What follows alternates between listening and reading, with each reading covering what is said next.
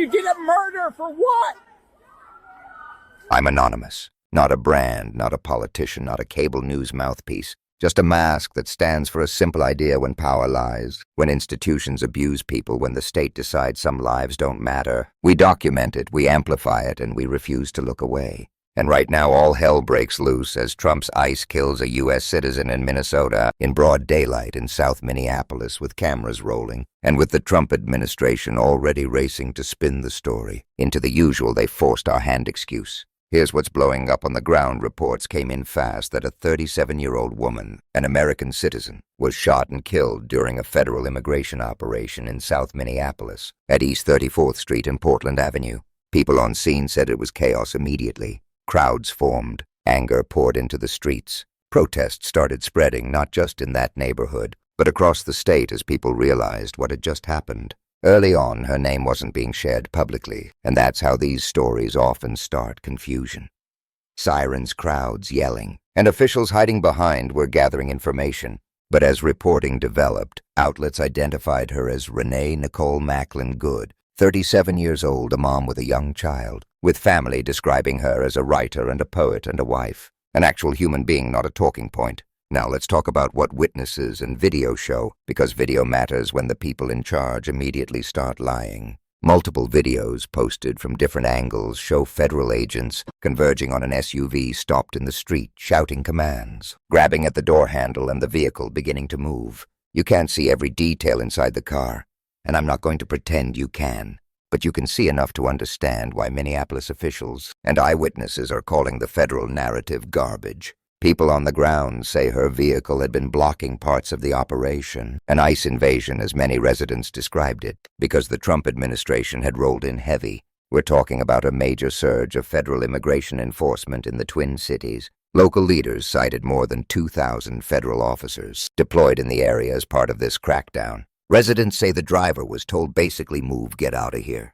And in the footage you can see the vehicle shifting, moving, like someone trying to comply and get away from the swarm. Then within seconds, shots. Witnesses described the woman being hit 3 to 4 times in the face or head area, and reporting confirmed she was shot in the head and killed. Whether it's 2 shots, 3 shots, or 4, don't let anyone numb you with numbers. A citizen ended up dead. And here's one detail people on the ground kept repeating. There were claims a medical professional, someone who could have helped, was present but blocked back by federal agents. I can't independently verify every single bystander claim, but multiple reports confirm the scene was locked down by federal officers while crowds screamed and EMTs tried to render aid after the shooting. Listen to the raw human reaction in the videos, because it's the sound of a community watching something irreversible happen right in front of them. Get thee out of our neighborhood. Oh my God. What the dude, Dude, you did a murder for what? That's not outside agitators. That's not a scripted narrative.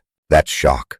That's disbelief. That's neighbors realizing the federal government just turned their street into a war zone. And almost instantly, the Trump machine went into propaganda mode. Trump's Department of Homeland Security, led by Secretary Kristi Noem, pushed the line that this was domestic terrorism. The claim from DHS officials was that ICE officers were conducting targeted operations, that people blocked them, and that the woman weaponized her vehicle and tried to run over officers, forcing an agent to shoot in self-defense. Noem repeated that framing publicly. Let's translate that.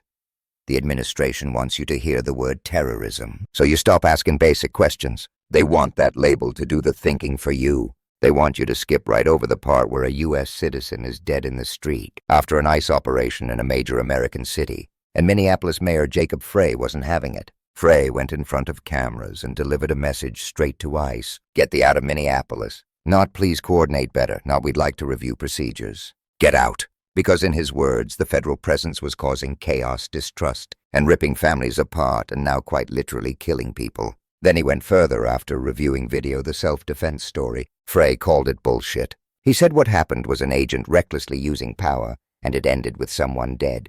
That's not some random commentator screaming into a mic. That's the sitting mayor of Minneapolis reacting to footage, looking at a federal agency and saying, your story doesn't match what people can see with their own eyes. While city officials were trying to keep the situation from spiraling, the streets were boiling. Accounts describe crowds growing a vigil, forming people marching, and federal and local law enforcement clashing with protesters for hours around that intersection. You can also see videos of agents retreating after the shooting. People yelling not to let the shooter leave, calling them criminals, screaming for them to get out of the neighborhood.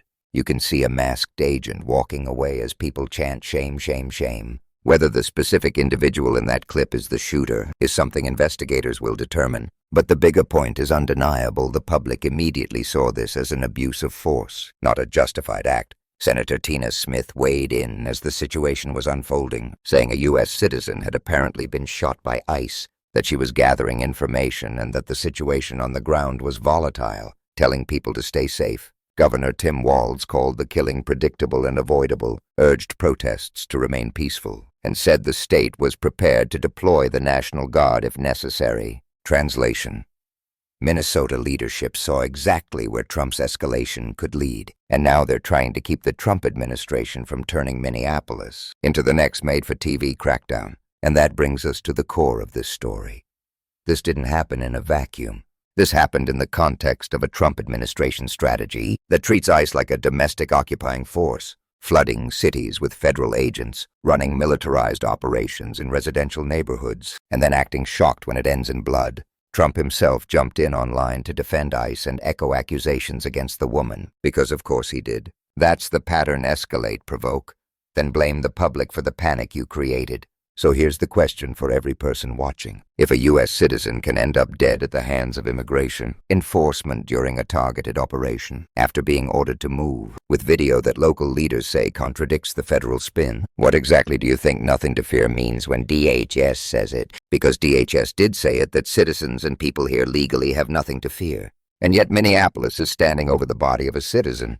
This is why domestic terrorism as a talking point is so dangerous. It's a shortcut around accountability. It's a way to justify anything: tear gas, mass arrests, and yes, deadly force without ever proving the threat was real. And when officials start floating, we'll prosecute as terrorism language. It's not just spin. It's a warning label they want to slap on dissent itself. Right now, investigations are underway, federal and state. That matters. But investigations don't guarantee justice when the same federal machine that pulled the trigger also controls the narrative, the press shop, and the political air cover.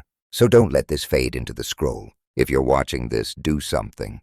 Share the footage. Save copies. Follow the investigation. Support local independent reporters. And pressure your elected officials, city, state, and federal, to demand transparency, body cams, if any, agent identification, chain of command, use of force policy, and a full public accounting of why an ICE operation in a snowy Minneapolis neighborhood ended with a citizen dead.